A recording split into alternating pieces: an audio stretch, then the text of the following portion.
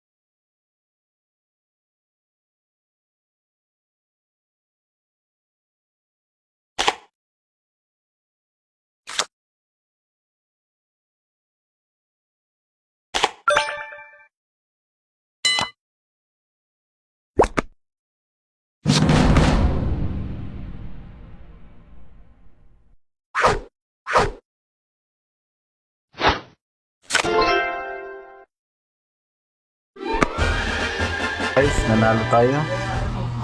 Bale, automatic pupunta yun dun sa coins natin. Ayun, sa taas. Pero zero lang yan muna. Ewan ko bakit naging zero, pero baka naghahang lang yan.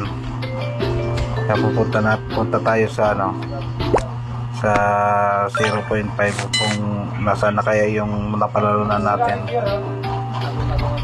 Ayan, dito muna tayo. Halimbawa kung nanalo na kayo ng ng coins, ang sabi kasi ng agent is hanggang 100 lang coins na pwedeng i-withdraw. Ayan, punta kayo sa agent. Ayan, yan ang conversation namin na pwede daw i-withdraw kung sakaling nasa 100 coins na daw. Ayan yung mga message niya. Ganon din ang ang pag cash in tsaka cash out sa kanya lang din. Marami yan silang agent. Ayan, kaya masasabi kong legit to. Nakapag-try na ako mag cash out. Nilaro ko lang ulit nito. Ayan, salamat sa panonood guys.